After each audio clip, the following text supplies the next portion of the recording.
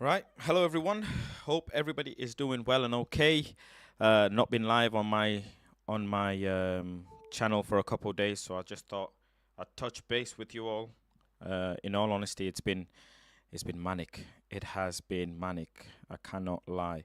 Let me just make sure I get all of this in. Yeah, it has been manic. Lots of reports have come out about Erik Ten Hag's job, about Jadon Sancho.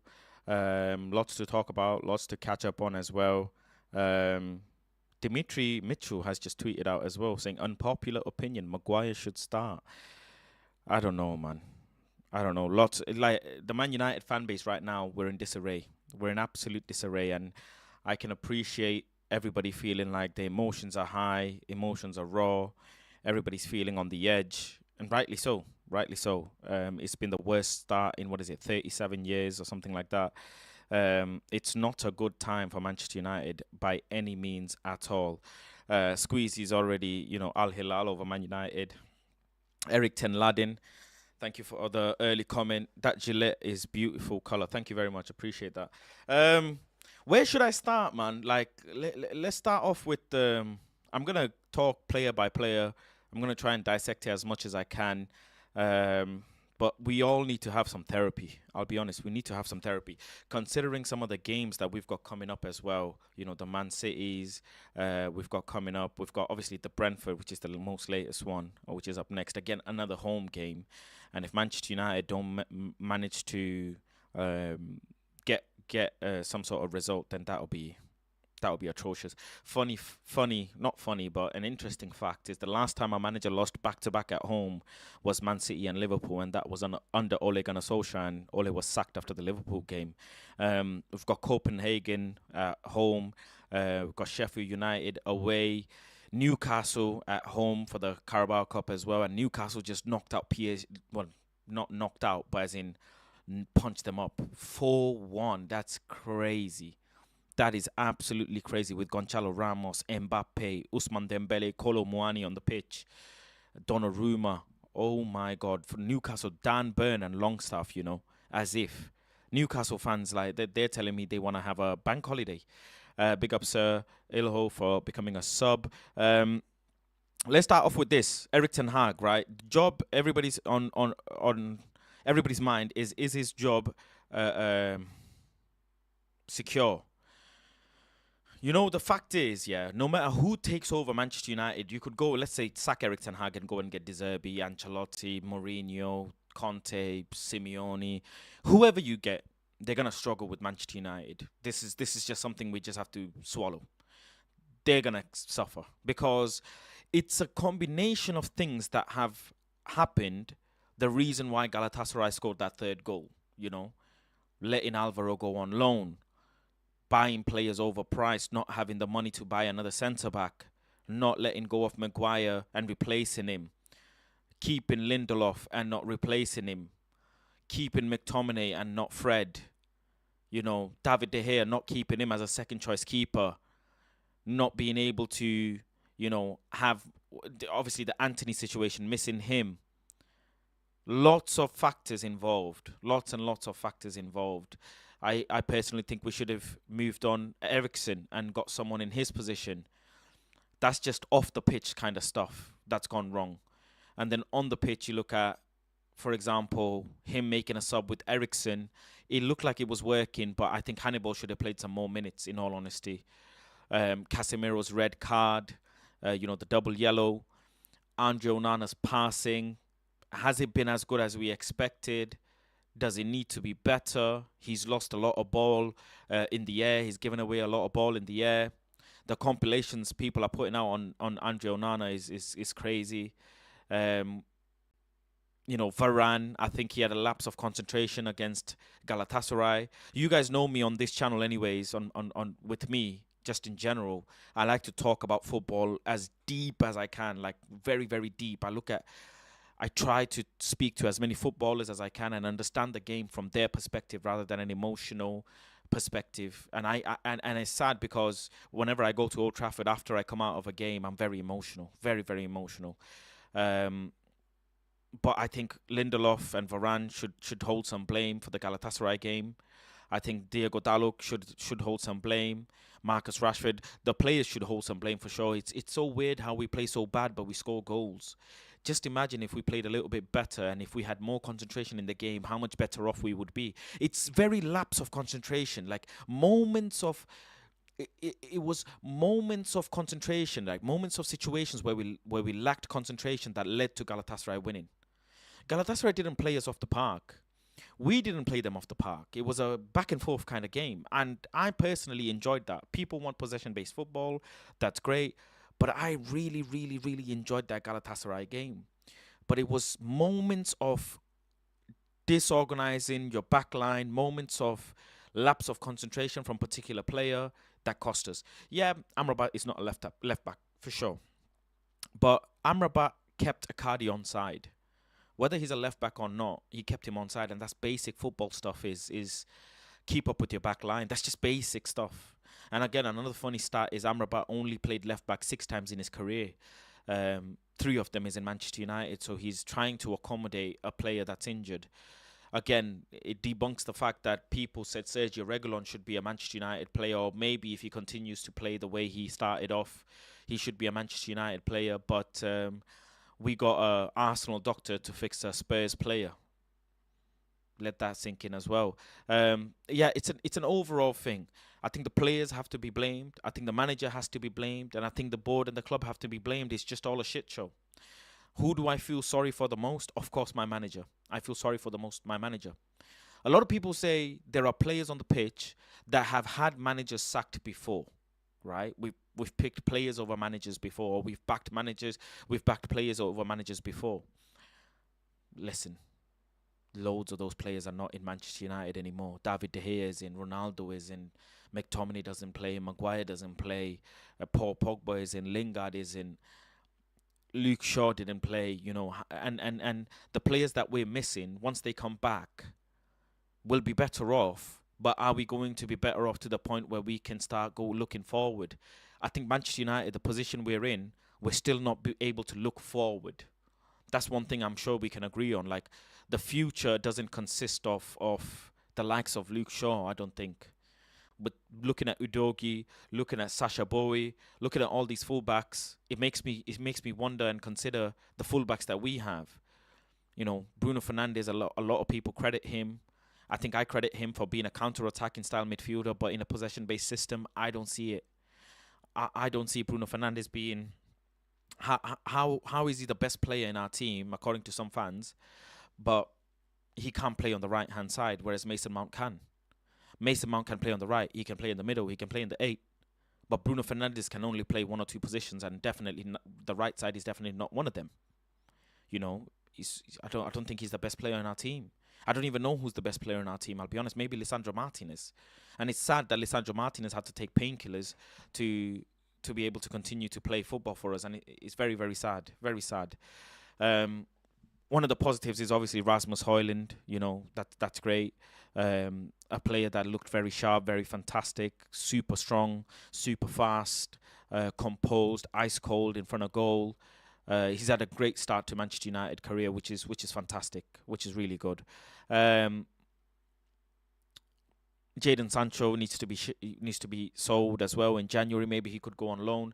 So it's a complication of things that's led to this. It's a complication when you really look at it. But then once you look at all of that, right, overall surface level, that okay, a lot of things have gone wrong for this. My number one thing that I keep coming back to, right, is in-game management. What is happening during the game where we're not adjusting accordingly?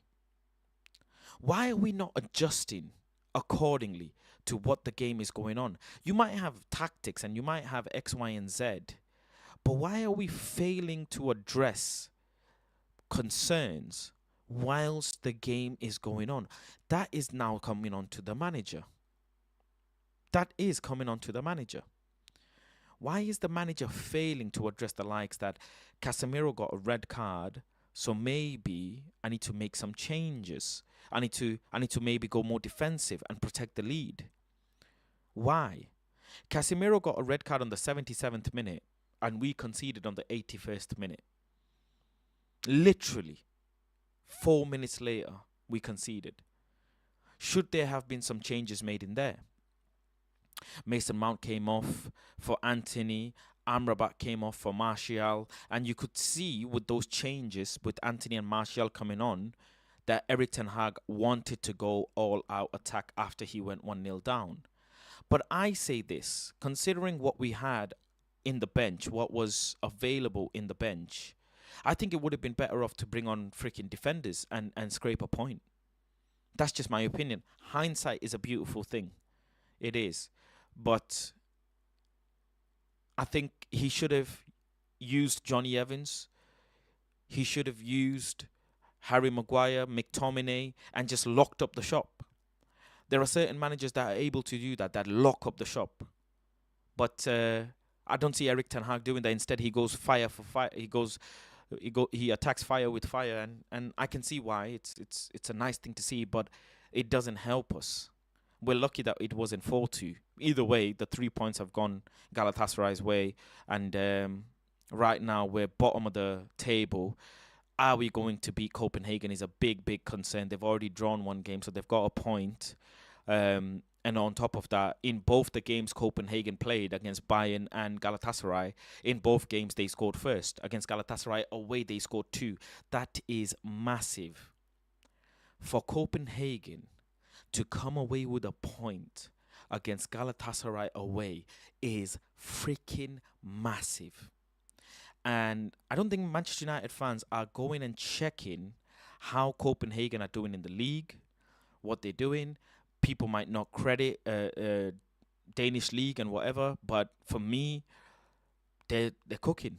They've scored 21 goals in 10 games in the league. That's not a joke. 21 goals in 10 games in their league. The highest scoring in the Premier League is, 19? Not even 20. I don't think any team has scored 20 goals in the Premier League. Okay, that's the Danish league. Yeah, you might say that. Okay, cool. But they can score goals. They scored against Bayern and they scored against Galatasaray away. So we must be careful. Very, very careful. Coming to the Brentford game now, Rasmus Højlund, I interviewed him. He spoke to me, gave me a few words, and he said, we must show character. In game, there are common denominators between Bruno and Rashford. That's the hot topic. That's everybody's talking about. Is Bruno and Rashford, should they be dropped? Should Bruno or Rashford or both be dropped and benched? The fans can see that they've been some sort of hindrance, and I can see that the manager as well. But I promise you, they're not going to be dropped. I can promise you, Bruno Fernandes and Marcus Rashford are not going to be dropped. They are undroppable. Whether we like it or not, and this is not me defending Marcus Rashford by any means, but Marcus Rashford has credit in the bank. He has credit in the bank. The sheer amount of GA that he got last season is inhumane. 40 plus GA last season is freaking mind-boggling. Whether you like it or not, he added a lot to the team. I am not defending him. I'm just telling you factual information. Manager is going to trust him based on last season. He's the star-studded player. It's not Mason Mount. It's not Amrabat. Rasmus Højlund for sure, you can say that. But Rasmus needs to get his credit in the bank as well. He's hit the season running though, which is really good. We missed him the first few games where he wasn't available for his injury concern, but now he is. It's definitely positive. Definitely positive. Make sure if you've got any questions, get your questions in, get your super chats in, and I'll read them out. Make sure to like the video as well if you haven't. I would appreciate that. Let me go through some of the questions. Big up to everyone who's joined as well. Ronald Jacob, welcome. Omar, NXT, Ed Woodward, let me see, Grace as well, RJ, everybody welcome. But let me go and address some of the questions or anything that you have. NXT says, Faz, I was in that small Twitter space this past week. That one was crazy. Omar says, big up, thank you. DB says, gotta hold our nerve, gonna get ugly. Do you think it gets worse or does it get better? Let me make a poll. 1 second,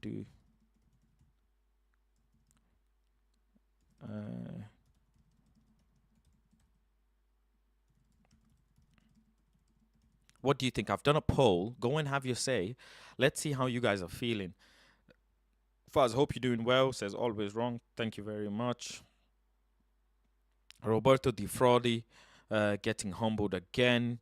Mount Hoyland connection is going to be very good. I see the vision. Grace says, I would rather have finished 12th with the style of play and build on that last season. We had a long season. We travel around for a pointless preseason and still no style of play this season. I mean, preseason is just to accommodate and meet fans from across the world. That's mainly it. But yeah, I can understand. But even in preseason, we didn't have all our signings. Let's be honest. We started preseason with majority of the signings not being done. Grace says, why not play a back three? A lot of questions about back three, but then there's a lot of question about 4-4-2-6-6. A lot of people are saying play 2 sixes. That's an interesting one. I mean, I don't know which 2 sixes. Do you want Amrabat and Casemiro together and with Martial and Garnacho and Rasmus? Interesting. Back three is a big one as well. Johnny Evans, Varane, Lindelof. Could that be a part? Could that be a trio that you want to see? Would you guys be open to a back three? First 11, in-game management, half-time team talk, strange and late subs, all on Ten Hag, says Erik Ten Laden. One of the things I will say is funny how there is a myth that Erik doesn't make subs quick enough. But then he took off Eriksen in the 40. He brought on Eriksen on the 45th minute, so that got debunked quick. It must be something that he noticed in the game for him to bring on Eriksen, because I'm sure, if I'm not mistaken, that there was no yellow card on Hannibal when he had left, or was there a yellow card on Hannibal when he left? Can someone confirm? I can't remember from the top of my head. Let me just. No, there wasn't a yellow card. No. There wasn't a yellow card on Hannibal for them to take out. VAR as well, obviously it could have been 2-1 to us, and then 3-1 to us, but Hoyland's goal was ruled offside for VAR. Big up the technology. I like that technology that UEFA use and Premier League don't. Obviously, the main one that everybody's going to come down to is the Rashford pass to Bruno, that he could have done better and he didn't. Everybody's gonna be onto that. That one was a big one. That one was a big one, because when Rashford got through from the right-hand side, I thought he's just gonna smash it. I'll be honest. I was literally like, it's a Rashford goal incoming and he's gonna point to his head. But he was the total opposite. He decided to pass it, and he almost decided to pass it lethargically, and I don't know why. A lot of you think it is going to get worse. Let me do a poll on Twitter as well. What do you... Wait. Let me do a poll on Twitter as well. Hold on.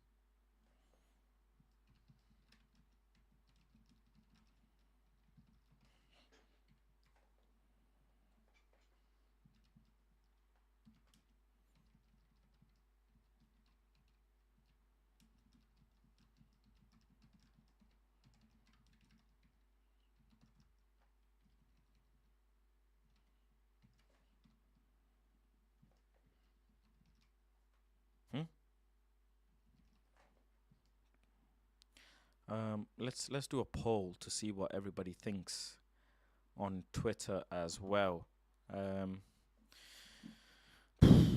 I feel very deflated because that Galatasaray game, I thought we had it. I'll be honest. Watched a Steve McLaren lecture on his vision about football. After watching that, we 1000% have the right manager plus assistant. Everything makes sense now. Interesting. I've listened to a lot of Steve McLaren's talks and stuff, but as much as, look, every person is going to say nice things about managers they're working with or they've worked with before. I don't think anybody's going to say bad things. As you Are you as concerned as me that when Onana saves, he usually pivots the ball back into the danger area? One of the things is Onana's passing I thought would be better. Can someone get me stats on Onana's passing? How good has Onana's passing been? That's something I know he's going to make errors. By the way, I'm okay with him making errors because that's what I expect. I expect that he's going to make errors, but we should also be scoring more goals. Sure, but what is his passing stats like? Can anyone from the chat DM it to me, please? Compared to the other keepers, other top 5 keepers in the league, what is his passing stats? Can I get it up? Let me see if I can get it up. Bear with. Andre Onana. That's what Thingy says, don't he?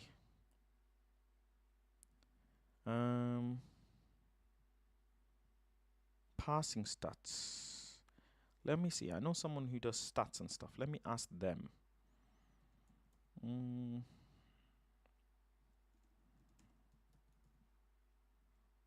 Let me ask them. Anybody can DM it to me as well.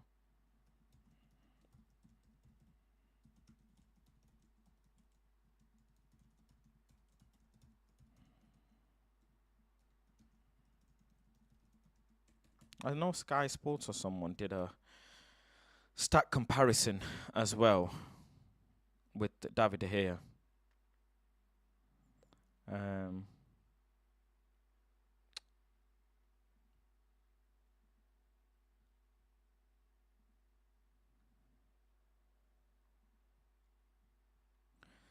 Isn't it?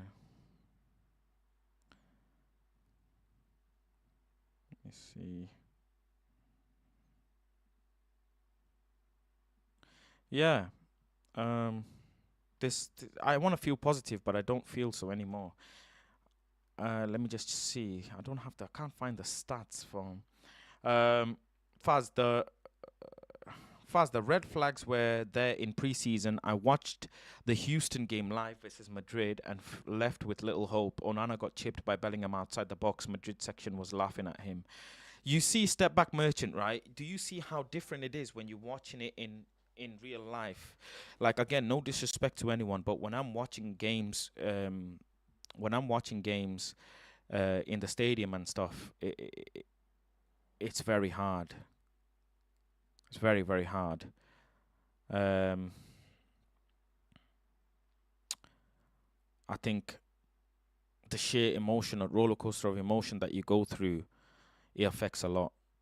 A lot. Onana more porous than SpongeBob. Faz, I want Bruno out. I don't think he's good enough for possession-based side. It seems most fans don't understand or know anything about ETH. Understand him at FC20, Go Ahead Eagles, Bayern 11, and Ajax. At Ajax, he rebuilt the team and style 3 times. Interesting. It needs a lot of patience. That's why I think bringing in another manager will just leave us with the same thing, unless he goes on a crazy losing streak. Then his job is going to be fine, because we have to sit here and just be patient with him. Nothing else we can do.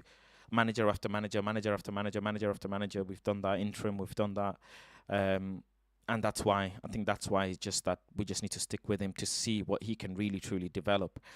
We don't know. Maybe next summer he sells one of the big name players in the squad, and the club will have to, if they really want to back him, they will have to back him. Onana, Malacia, Martinez, Evans, Reguilon, Casemiro, Amrabat, Mount, Eriksson, Anthony, Højlund, his signings. Bruno, his captain. It's a lot of signings in there. A lot of signings. You know, the funny thing is, every manager, to implement their style, they have to have signed a particular player in a particular position. They have to. And in this case, it's Onana. To play Erik ten Hag's style of football, he had to sign Andre Onana. He had to make sure he gets him in. I don't want the stats to do compared to De Gea, by the way. I want Onana's stats compared to the other keepers in the league.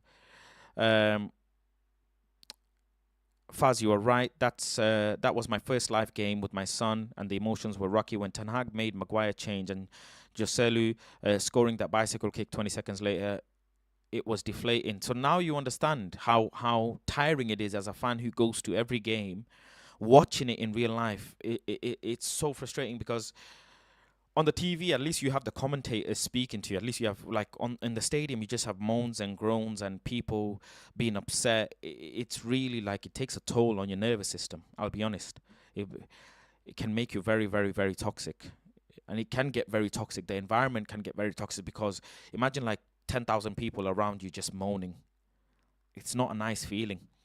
Whereas 10,000 people around you cheering is a nice feeling. And then when you have 73,000 people, upset with the team, which is a lot of emotions, And I feel for the players just as much as the manager as well. Faz, if you had to sign one player from Bayern, who would it be and why? I'd pick Jamal Musiala, generational talent. He's going to be a generation. He is a generational talent. He's ludicrously good. Skill says, what happened to Faz? He don't rage anymore. Bro is calm. I've gone past the raging stage at this point. You go through stages of grief. And I've noticed with Manchester United fan base, after speaking to Galatasaray fans for so many days, I've noticed with Manchester United fan base, everybody's just angry and toxic. Everybody is. It's just nothing is right for anyone. Nothing is right for anyone. Nobody's happy. And it just is a dire mess. It's an absolute dire mess. And it's letting people to have irrational thoughts. It's letting people to have crazy takes. He shouldn't be sold. He shouldn't be dropped. He should be this. He should be that. And that's why people are going at each other, because emotions are high. Everybody. If the season started off good or somewhat good, better than what we were, then I think it would be a lot different. It would be a lot different. But because everybody's emotions are so high and everybody's thinking, wow. And with me, I could rage and rage and rage, but I'm not that type of person. I'm not going to do it for the sake of it, Not going to do it for the sake of it. For me, it's more so really start understanding why is it happening? What is it that's going on? Brentford have had a dire start to the season, with no disrespect as well to them. But they are 2 points behind us. They have not won in the last 5 games in the Premier League. So there is no excuse for us to not give it to them. Let's be very honest. And weird enough that I expect Brentford to lose against us, and I expect us to win. But then Brentford has scored more goals than us and conceded less goals. Even though it's by 1 less goal, they've conceded 10, they've scored 10. They can score goals. And they probably will score a goal again against Manchester United. I have a feeling. Their best game, who could you say their best game was? Was it against Palace or Fulham? But Fulham had a red card. But their probable best game was against Fulham. And Wissa and Muebo. Muebo has been in a fine form this season. He's been absolutely killing it. He might be the danger man for Brentford. Don't think he's injured or anything as well. But he's not scored in the last 4 games. The last time he scored, he's not scored for Brentford anyways in the last four games, I think. I think the last time he scored was against Bournemouth. But he's in form. He's most definitely in form, and I can see him scoring against Manchester United. I hope nobody clips me up, because I remember against Palace, I said Palace are going to score from a set piece and park the bus, and that's exactly what happened. Faz, did you want De Gea out? I wanted De Gea not to be our first keeper. Yes, I did. I said De Gea should be our second choice keeper. And I did want Onana. I said Onana is fantastic. His passing was great in the Champions League final, but I got carried away.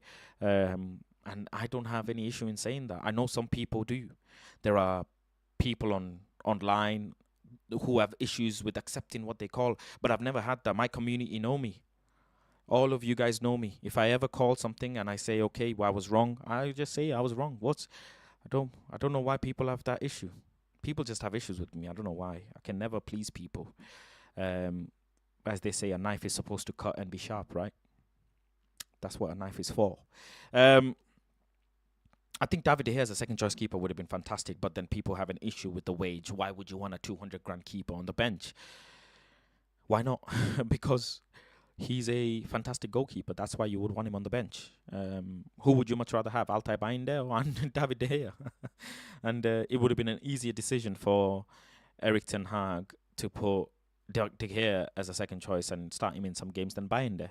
But yeah, I mean, we know they can score goals. Brentford, they scored 3 goals against Fulham away. Fulham, by no means, are having a good season. They're having a very bad season, but you know, they are near to us. They're only 1 point behind us, so they'll be fine. They've not scored many goals at all, but they get sneaky little wins in and 1-0 wins in, and all of these teams are catching up to us. You know, Brentford and Fulham and everything, Chelsea as well. They're catching up to us coming up to game week 8. How the Brentford game is going to turn out, I don't know. Hello, Rajat. Hope you're well. Faz, it is good you are chilled now. Emotional intelligence. I was feeling bad until I watched a documentary of how Ajax imploded after ETH. Overmars and Van der Sar left. Was now thankful for ETH and United. Skill says Brighton in the mud. Brighton in the mud indeed. Brighton in the mud indeed. Marseille are winning 2-0, which Deserby. Weird thing is, Newcastle are not doing that well in the league, but doing well in Europe. Brighton are doing well in the league, but not in Europe. It's weird. To manage both Premier League and Europe is very hard. It is very, very hard. It's not an easy job at all, by any means. Sporting are losing to Atalanta as well. But yeah, Brighton football and Marseille. I had a feeling that Brighton are going to suffer in Europe. Did I tweet it out? I always tweet out my thoughts. I always put out my thoughts in there. Don't know, did I tweet anything about Brighton? Let me have a quick look, because I was saying to my community on the group chat before, on the members-only group chat, I was saying that Brighton are going to struggle in Europe. Did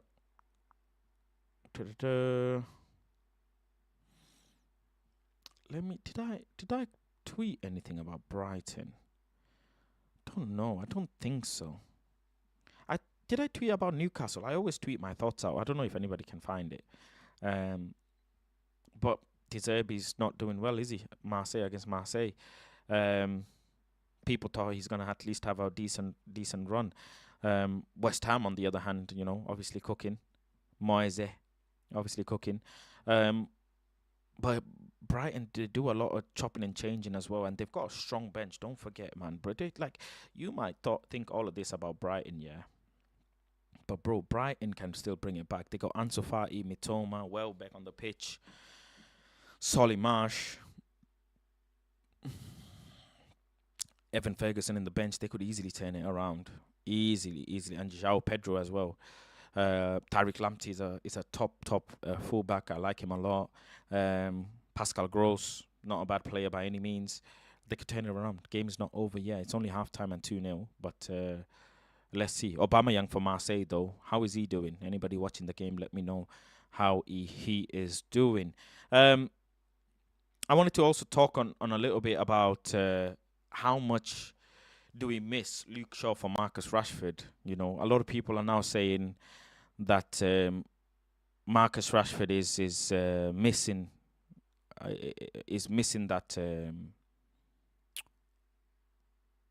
overlapping run from Luke Shaw and the support from the fullback that he was also getting from Sergio Reguilon, and not having a fullback that is overlapping is affecting his overall game and his creativity. Skills, what do you mean by he's a legend? Let me know. Deserby is just another Graham Potter, will fail at a bigger club. A lot of players and managers speak highly of Deserby, though. I mean, Pep speaks very highly of him. Manchester Drake says, big up Faz. Definitely going to get worse before it gets better. Faz, who is the perfect replacement for Rashford next season? Would take a gamble on Mitoma. But Mitoma's had a goal drought as well. He's a very creative player, though. Very, very creative player. I agree, Rashi plays better with Shaw. Who would I... If I had to buy a player instead of Marcus Rashford, who would it be? I mean, Neymar's old now, so it can't be him, and he's gone Saudi. Who would it be? Who's one of the best? Can't. They're not gonna sell Vinny. They're not gonna sell Vinny. But Vinny's a fantastic creator and a goal scorer as well. But they won't sell him. Can't think of many left wingers. Kivicha, you say, for Napoli. Could he? How do I get his name? I'm surprised he didn't move this summer, though. Very, very surprised that he didn't move this summer. But Kivic is having a solid season as well. He's having a solid, so he's had some really good performances. But he's young. He's only 22 years old. Like he's so young. He would be very, very good. Very, very good. Musiala or Saka replaces Rashford. Yeah, but neither of them we can get.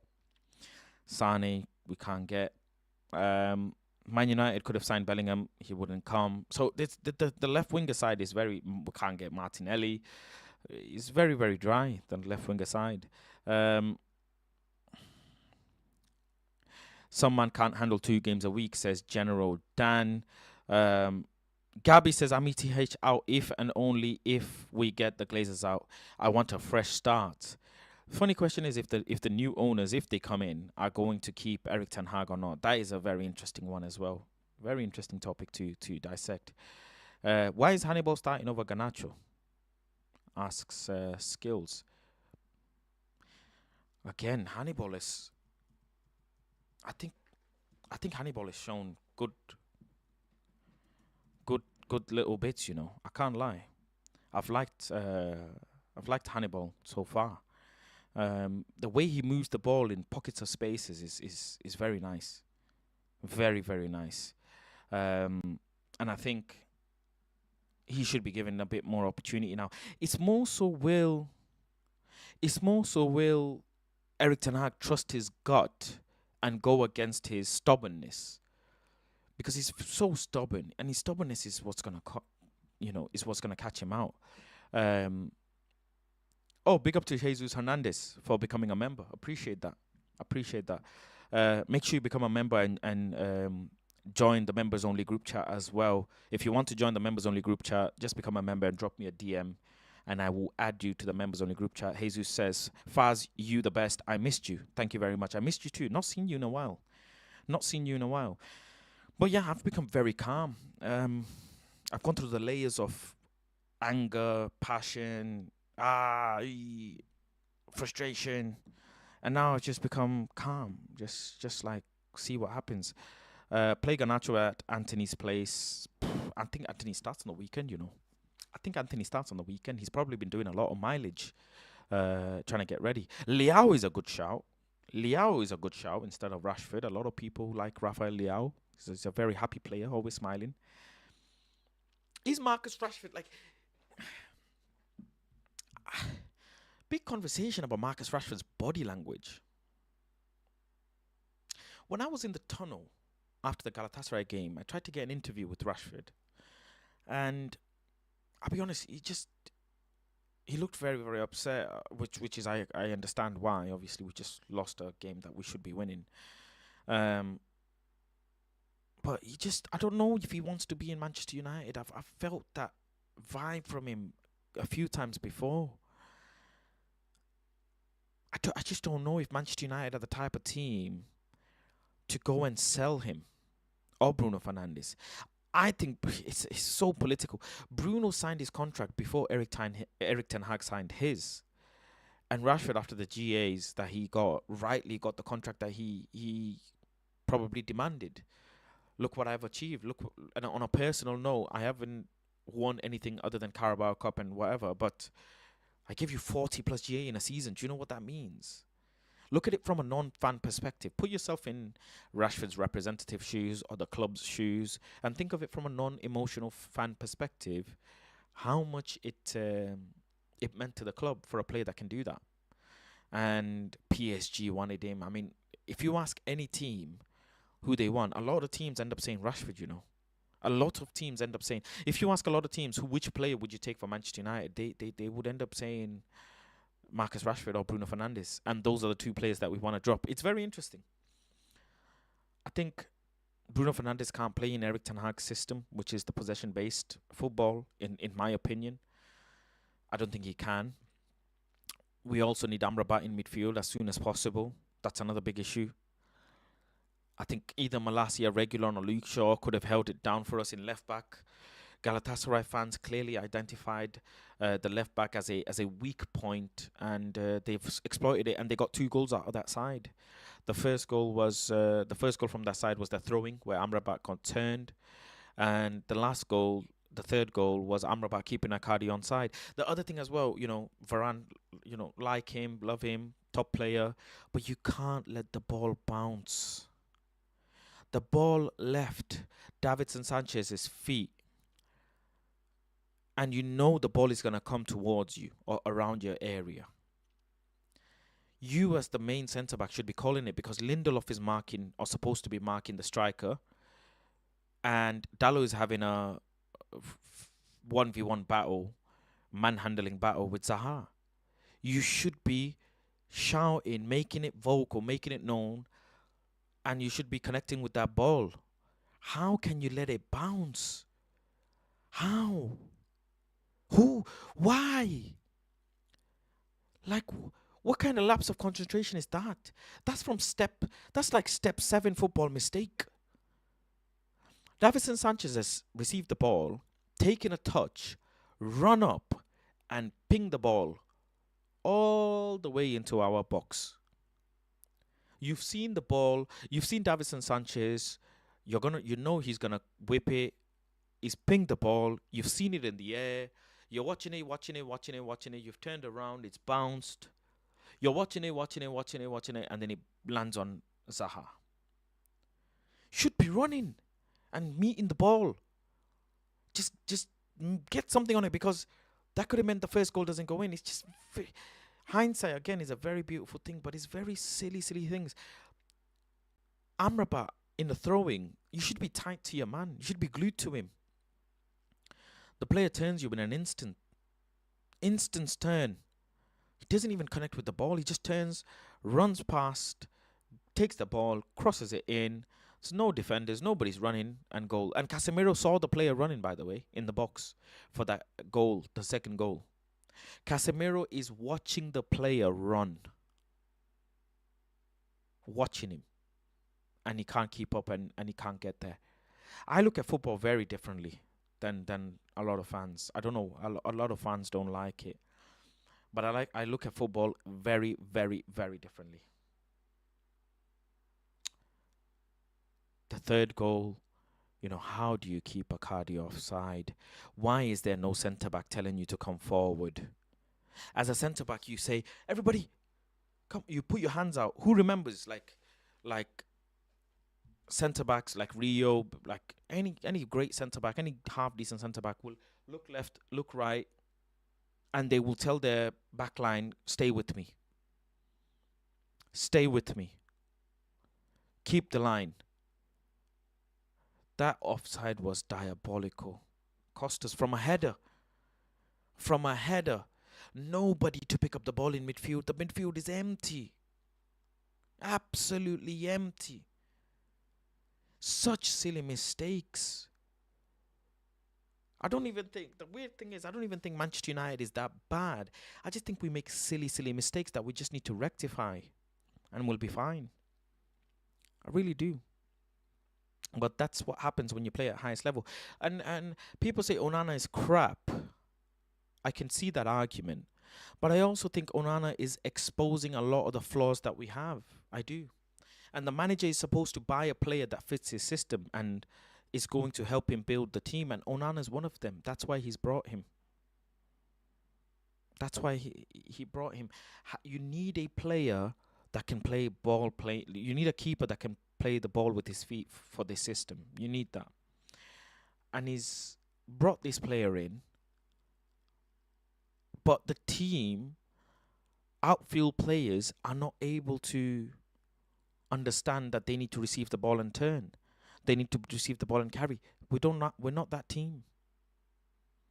Patterns of play that I'm noticing between Frankie de Jong's Ajax, Erik ten Hag's Ajax team with Frankie de Jong coming into centre back to receive the ball, I'm noticing here, and he's trying to do that with Casemiro, but it should be Amrabat that he's trying to do that with. Noticing subtle patterns. Amrabat is supposed to be the player that drops into centre back to receive the ball, when the original centre backs go out wide, creating an almost back three, and then the full backs are inverted in, and the CDM is supposed to receive the ball, turn and carry it forward and start making the play. Reason why one of the arguments or one of the points I made before is Lisandro Martinez could be a CDM or can play CDM. You need players who can drop in, receive the ball from the keeper. You need centre-backs that are confident enough to receive the ball on their feet. You need wingers, you need midfielders who are good in the air when the ball is pinged in the air. We don't have that. And Andre Onana is making a lot of unnecessary passes as well, because he's passing the ball but knowing that the players can do it. But that, again, that's his job. It's yin and yang. That is his job. It's just a absolute mess. And Erik ten Hag just needs to simplify the game down. Just really, really simplify the game down. Varane and Lindelof were at fault. They needed to sprint and form a triangle around Zaha when he was tussling with Dalot. No leadership from Varane and Lindelof in that game. And these are the difficult conversations people are not willing to have, and I am. I'll tell you straight. These are the difficult conversations. Love Varane, love Lindelof, love all the players. But if there is a mistake, you call it out. You 100% call it out. And that's what we just have to do. Onana has played with 7 different defenders in 10 games. Wow. That is a very interesting stat, you know. That is a very, very interesting stat. It's the same. You know, the funny thing is, ladies and gentlemen, the same pass that Johnny Evans made to Bruno against the Burnley game is the similar pass Galatasaray made against us for the Zaha goal. Ain't that funny? Ain't that funny? We can sit here and say, get David De Gea back, but that means you want to play counter-attacking football. Be honest with yourselves. If you want David De Gea back, you want to play counter-attacking football. There's no point playing possession-based football. Are we going to play possession-based against Brentford as well? Is a big question. Because Brentford are going to press. They're going to press quite high. And they're going to press quite hard. Well, that means we have to start picking the ball over the top to try and beat their press. Because we can't do it on the floor. We don't have the competent players to turn and soak up pressure. We don't. There's exceptional players who do that. So, yeah, I think it's a lot of problem, and Erik ten Hag has a lot of work to do. And it's a lot of realization for Erik ten Hag to do as well. He has to do a lot of realizing that I can't expect rabbits to jump like kangaroos and donkeys to run like horses. I can't expect cats to kill like lions. I just can't. You might say that's excuses, but yeah. Ronald says Dalot is a fraud. Aaron Wan-Bissaka is clear. From a defensive standpoint, I can assure you that you have some argument there. But Diego Dalot did really well against Zaha, bar that goal, which is a shame. But I'm not going to sit here and tell you that's okay, because it's not. The reason why I'm going to tell you that is, in high-level football, you could have 89 minutes of fantastic gameplay, but one mistake, you're done. One mistake, you're done. And that's high-level football. That's the football we are in. That's Champions League football. That's world-class level. You control the game until from the first whistle to the full-time whistle, from kickoff to the end. You have to be able to keep concentration. That's why these are the most elite athletes in the world. So, Total Football says, if we sack ETH, who do we realistically get? I can't tell you because I don't want to sack him. Not yet anyways. I'm going to give him until game week 16, 15, 16. It's game week 8. I'm going to give him until game week 15, 16. We've played, after Brentford, we would have played 20% of the season already. Just about. 20% of the season, and you're in, depends what happens against Brentford, right? But after 20% of the season played, if we're still, well, even if we win, we're still going to be in double-digit position, because Palace are next playing Nottingham Forest. We're playing Brentford. Newcastle are playing West Ham. So we can only compete with Palace because Newcastle, West Ham, they're far ahead. It's 3 points away from Newcastle and 4 points away from West Ham. 7 points away from top 4. After Brentford, we'll understand what's the situation, because we can't draw. We need to win if we want to close any gap to the top 4. We need to win now. We need to win now. And I mean now. Especially when City drop points, Liverpool drop points. We should be picking up points. When teams are dropping points against teams that are not supposed to, like Man City lost to Wolves, Tottenham got robbed against Spurs, that's when we should be picking up points. That's where the issues come. That's where the problems come, is when you don't pick up points. I'm going to give him till game week 16 and see what the patterns are. And then I'll say, have I got my full faith in him? And he might turn it around. He might. If we keep losing games, then I'm going to keep losing faith, isn't it? That's just how it is, skills. If he turns around, then he might be the guy. Miracles happen in football. What if he goes and beats Bayern, Galatasaray, Copenhagen? And comes top of the group? Or like second? Miracles happen in football. He might go crazy and go on. Again, the probability is very low. Another thing as well on this VAR stuff. I mean, how cool is the VAR that UEFA use? And how arrogant are the Premier League to not use that technology? Absolute arrogance. And I hate to say it, but Liverpool, kudos to Liverpool. Kudos to Jurgen Klopp for doing what they are doing.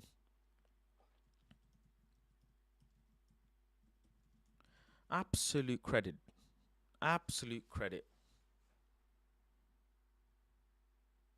Even Billy Hogan. Big kudos, man. Big kudos to Billy Hogan, Jurgen Klopp for what they're doing with VAR. Because it's not that they got a bad decision wrong. It's that they gave the decision but denied it. That's what was worse. What's worse is they agreed that the decision is a goal but decided not to give it. How weird is that? Normally, in a VAR decision, when they get it wrong, everybody's in agreement that, okay, it's a penalty or not a penalty, right? They gave it wrong. Cool. They discuss it afterwards. But against Liverpool, Tottenham, they got the decision right. And they still didn't give it. They could have stopped play. But I can't do anything. Stop the fucking game. It's blatant. It's just robbery it's just robbery. Again, I hate to say it for Liverpool, because nothing more I would love than to crash on Liverpool, but it was blatant robbery. I think they deserve a replay. But funny enough, what if they replay and they lose and Ange Postecoglou beats them fair and square? That would be funny. That would be funny. Ed says Klopp acting like the first manager to get shagged. But this is a different level of shagging. There's flogging, and then there's shagging. And this is heavy shagging. This is proper shag. This is disgusting shag, man. Nah, this sort of shagging, just unfair. This is, yeah, okay, wrong calls are unfair as well. But this is like, what the fuck? What the fuck? You know what I mean? Faz, I think it's going to go like Mourinho. They stuck with him but sacked him after he lost to City and Liverpool back to back. I think after one bad defeat to Liverpool and City, his fate will be sealed. Was it not Ole that lost to City and Liverpool? They won't do a replay. Dangerous precedent. Liverpool must keep at it. Liverpool are fighting. Like, this is bigger than the diesel emission claim. I'll be honest. This is as big as global warming. This is bad. This is bad, bro. This is bad. Um, it's a club run with vision to win and have no problem with questions of VAR decisions. Big ups to them. Harper says a replay with all 11 players, or do Jones and Jota come off the field at the same time in the original game? That's interesting. Replay is going to be an absolute crazy precedent. Crazy precedent. The votes are in though. What do people think? Is it going to get... It's going to get worse. 400 people have voted so far. It's going to get worse. Someone says, is it even possible to get worse? Someone says, we might bounce back. A lot of people. Dimitri Mitchell. That was funny what he put out there. Who would you rather lose, your hairline or your baby finger? Hairline, because I can go turkey. What happened to Football Manager? Manager became a real manager and he's still doing well. Who would you have won back? Who would you pick? What do fans get out of abusing their own players on social media? Just damaging your own club and players, to be honest. Maguire should start. It's unpopular for a reason, bro.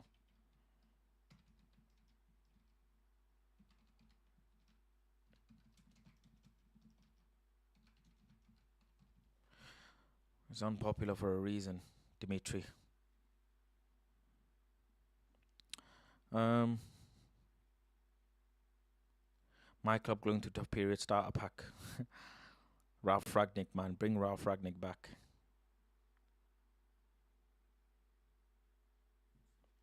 What's trending as well? You went outside for these two. Pogba and Martial, man. That was... That connection, man. Oh, my God, man. Pogba and Martial, man. A lot of people, Manchester United gave away a lot of tickets to Galatasaray fans. That was shocking. Shocking from Manchester United. Really shocking. Really bad from Manchester United. But Manchester United fans have been told, who have written to the club complaining about number of Galatasaray fans in the home section of Old Trafford on Tuesday, that they are taking steps to prevent it happening again. In the reply to supporters, United confirmed some tickets were unofficially accessed or transferred to visiting fans, even though they were all allocated to season ticket holders and members. United are still investigating the extent of the problem and precisely why it occurred, and they still hope to have an update next week. It was estimated well over 1,000 Galatasaray fans were dotted about the stadium during the game, with many coming together after the final whistle to celebrate their side's surprise 3-2 Champions League victory. United have not discounted the possibility. Ongoing battle to identify touts who have season tickets. United sources reject absolutely the idea that tickets donated to Manchester United Foundation by season ticket holders were sold for more than the standard ground admission price. The club realised the issue of ticketing remains a problem, even though they are now set direct to phones with a QR code. BBC Sport has told they are working on technology that would tie a ticket to a specific device, which in theory would make it almost impossible to tout. Ooh, that is interesting. A new system.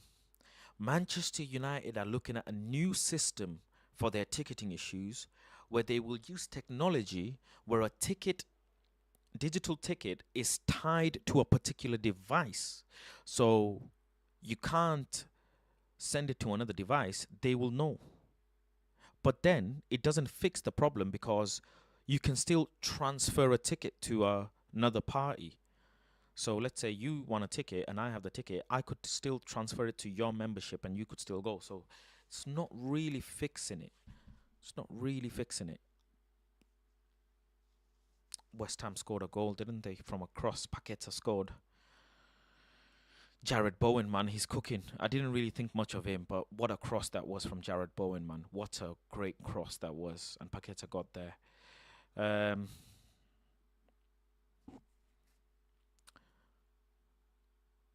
What else? What else is going on? one of the best press conferences ever, Jose Mourinho. I don't know if I try to translate from my Portuguese, which is almost perfect, to my English that is far from perfect, but translation word by word is something like football heritage. And what a manager inherits, how do you say the verb, from heritage? Yeah, you inherit what's come before. Inherit is something like the last time Manchester United won the Champions League, which didn't happen a lot of times, was on 2011. Eight, yeah. They're in the Champions League final in 2011. The final. I'm not even. The final was 2011. Since 2011, 2012, out in the group phase. The group was almost the same group as we had this season. Benfica, Basel, and Galati from Romania. Out in the group phase. In 2013, out at Old Trafford in the last 16. I was in the other bench. In 2014, out in the quarterfinal. In 2015, no European football. In 2016, comes back to European football, out in the group phase, goes to Europa League, and on the second knockout, out of Europa League. Wow. On 2017, play Europa League, win Europa League with me, and goes back to Champions League. In 2018, win the group phase with 15 points in possible 18, and loses at home the last 16. So in 7 years, with 4 different managers,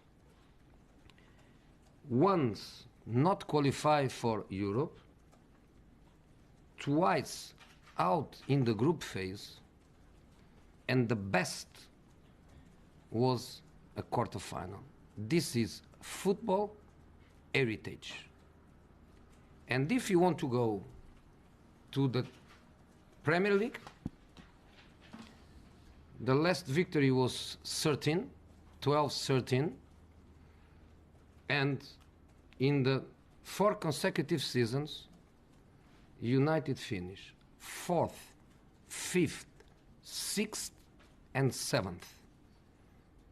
Or 5th, 4th, 7th, 4th, 5, and 6. So, in the last 4 years, the best was 4th. This is football heritage. Means that when you start the process, you are here, you are there, or you are there. Is heritage. Is heritage. And if the fans that I will always respect, if the fans, and many of them are the ones you speak with, many of them are the ones I speak with, and I am very lucky and you are very unlucky, but the ones that speak with you are very disappointed, and the ones I speak with, they know what is football heritage. They know what is a process, and they know when I arrived. When I arrived in Real Madrid, do you know how many players played quarter-final of Champions League? Wow. Xabi Alonso with Liverpool and Iker Casillas with Real Madrid, and Cristiano Ronaldo with Manchester United. All the others, not even a quarter-final. Wow, wow, wow, wow, wow. That's football heritage. Do you know what I'm saying? Those stats, Are real. they are real. They are real. Do you want other real? No. I'll give you a couple more real. In the last 7 years, the worst position of Manchester City in the Premier League was 4th.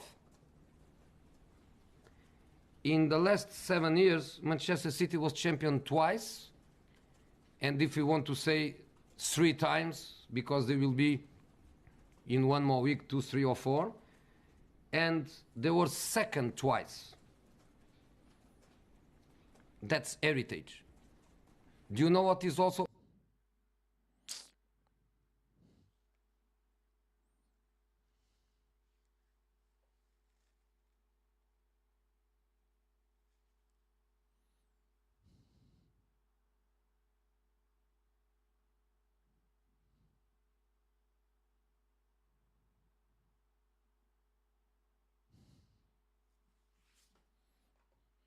I have no words, man. I have no words. I have no words. I have no words, man.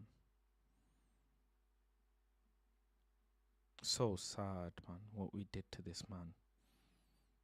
It's so sad what we did to this man. So naive, so silly, so arrogant of us.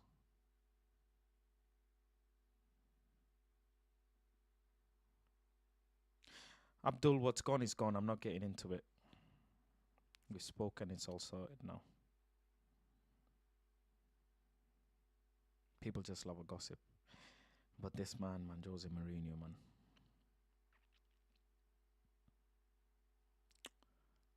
Fuck's sake.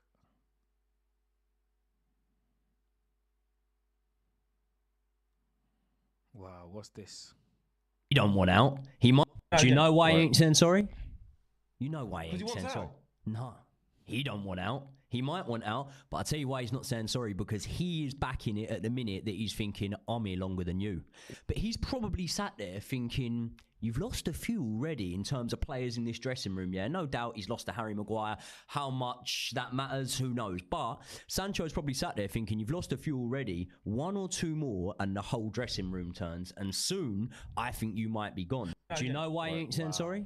Can you imagine? You know why he 'Cause he ain't saying wants sorry. out. No, he don't want out. This is sad as well. Newcastle fans doing this to PSG fans. I've seen some videos of PSG fans as well having some issues with Newcastle fans. But yeah, this is not nice to see. Oh, laser. Not nice.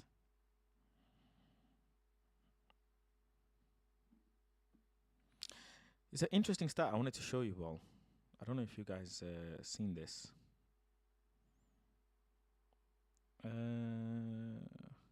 David De Gea's first 10 games, 17 conceded, 2 clean sheets.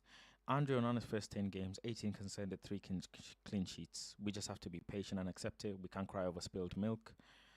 We're missing some defenders and it's affecting us. Yes, David De Gea was younger when he joined. So yeah. It's an interesting start. Faz, would you sacrifice FA Cup and League Cup for league form? Yes, I would. Yes, I would. What's going on with Manchester United? They sit mid-table in the league and bottom of their Champions League group. Who is to blame for their poor performance? A thread. Let's talk about Ten Hag's press. United usually one more. Any goalkeeper who can play clipped pass can kill United's press with one pass. Now compare that to Man City. They sometimes have a winger press a centre-back, but unlike United, they'll push the full-back onto the position. Full-back leave no man free. Maybe one of them reasons why Ten Hag hasn't done it is he lacks a centre-back who can defend wide areas. He'd want Kim Min-jae, but to only have one target is a poor recruitment strategy. Recruitment has been poor for a while and needs to change behind the scenes. United also have problems counter-pressing. Part of the reason for this is their style of play. Imagine you run with the ball at near full speed, 50 to 70 yards, and you lose the ball. Not only do you have to have that quick burst of energy, but you have to readjust your body and turn. But this is why Ten Hag's football does. He claims he wants to be the best transition team in the world, but also wants high press. They're asked to run intensely with and without the ball. Players will tire out quickly. This could partially be why they get so many injuries. Interesting. I like this. This guy, I like this guy, because this is something I was speaking on before.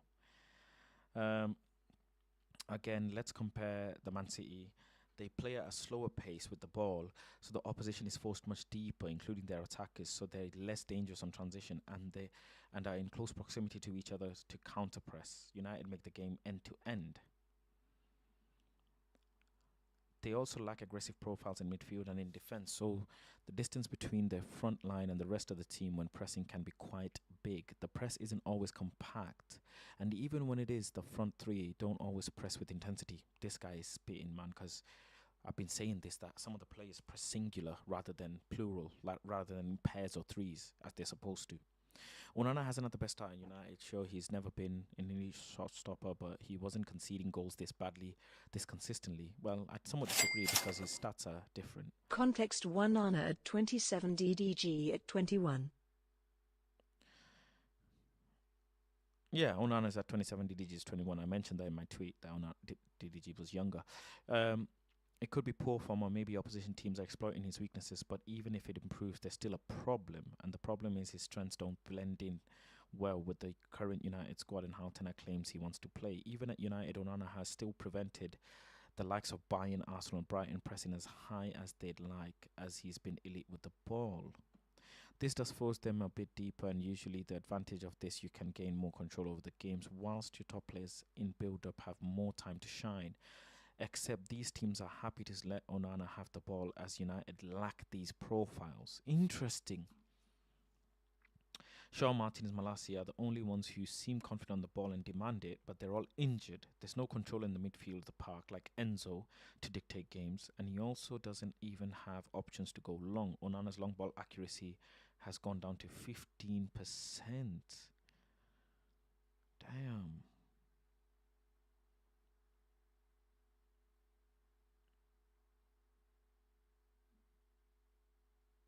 Accuracy in own half, accuracy in opposition half, 25%. That's not good. That is not good at all. Is this compared to last season? I'm guessing it's compared to last season. It doesn't mention that, the two stats.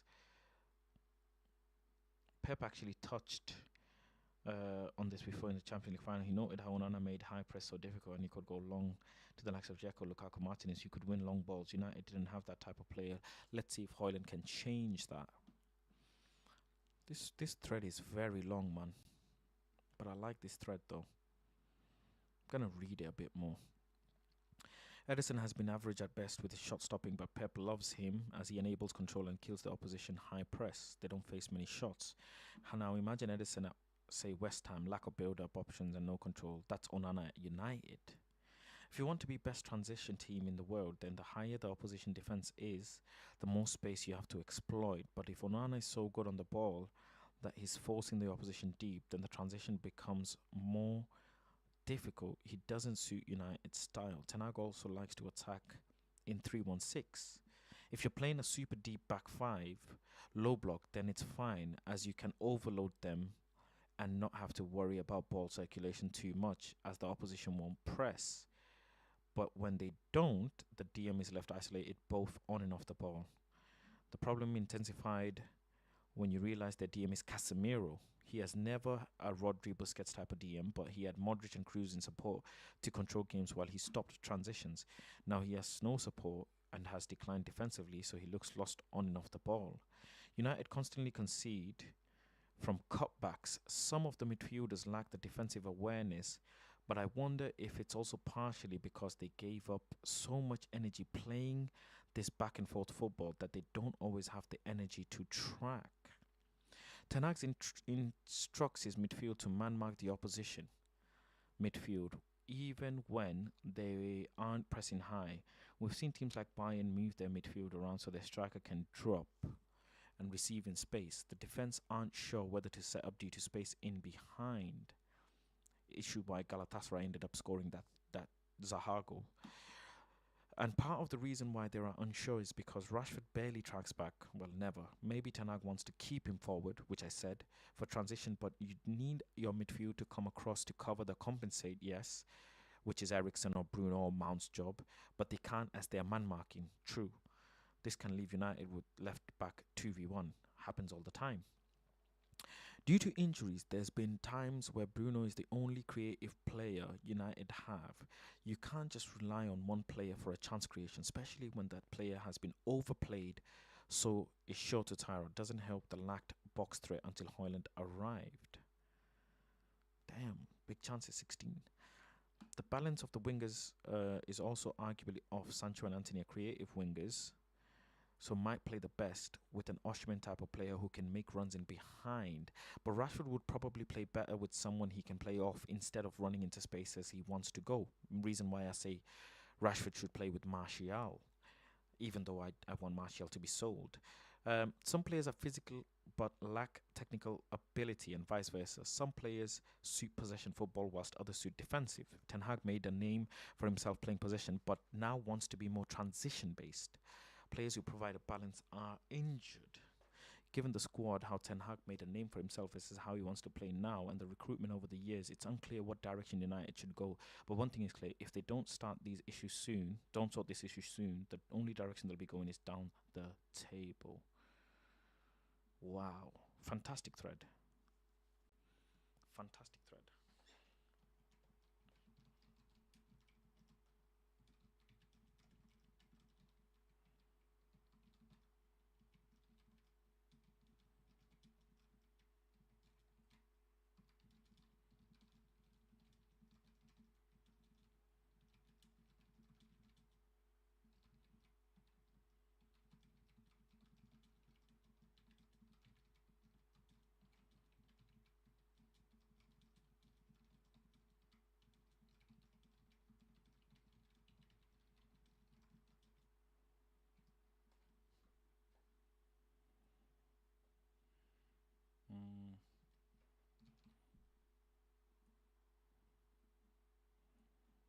That's a top thread.